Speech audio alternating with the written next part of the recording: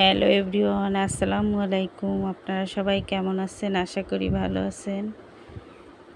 এই তো আজকে আমি রান্না করব শিং মাছ ভুনা করব। শিং মাছ কেটে ধুয়ে পরিষ্কার করে নিয়েছি, গরম পানি দিয়ে ধুয়েছি। এখন আমি রান্না করার জন্য নিয়ে আসছি। লবণ হলুদ মেখে নিয়েছি ভাজার জন্য।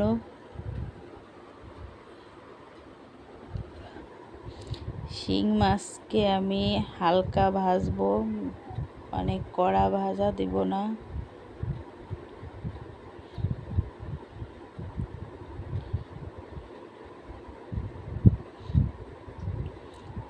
শিং মাছের সঙ্গে আলু কেটে নিয়েছি, আলু গোল গোল করে কেটে ধুয়ে পরিষ্কার করে ভাজতে দিয়েছি। শিং মাছ ভাজা হয়ে গেছে, হালকা ভাজা দিয়ে তুলে রেখেছি। এখন আমি আলুটাকে ভেজে নিচ্ছি।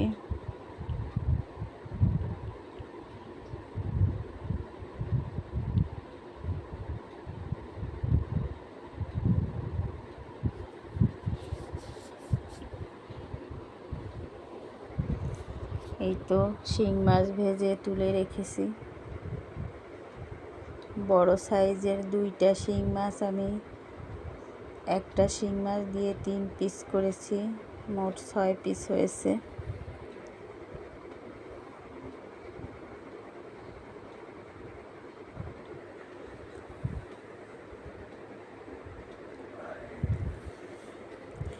আলু ভাজা হয়ে গেছে, আর একটা কড়াই বসিয়ে তেল দিয়ে পেঁয়াজ রসুন বেটে রেখেছিলাম দিয়ে দিলাম কড়াইতে। পেঁয়াজ রসুন আমি মিহি করে বাটি নাই, একটু হালকা সাবা সাবা রেখেছি।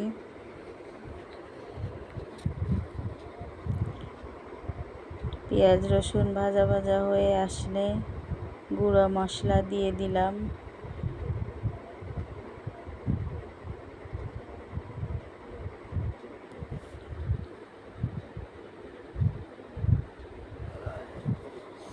মশলা ভালোভাবে কষিয়ে নিচ্ছি।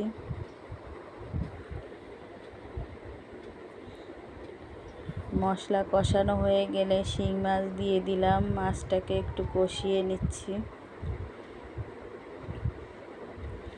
এখন আলু দিয়ে দিলাম, আলুটাকেও একটু কষিয়ে নিব।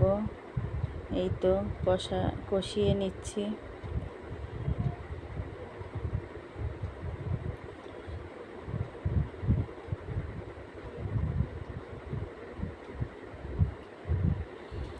টমেটো কেটে রেখেছিলাম, টমেটো দিয়ে দিলাম।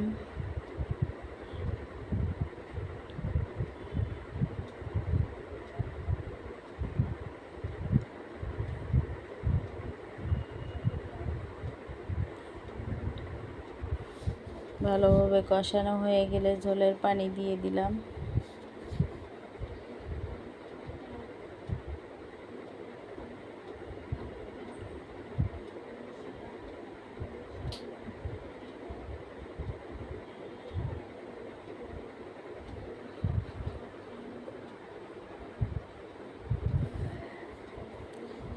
এখানে আমি বেশি ঝোল রাখবো না, মাখা মাখা করে রান্না করব।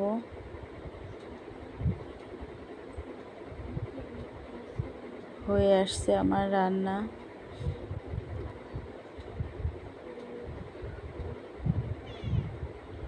হয়ে গেছে আমার শিং মাছ দিয়ে আলু রান্না।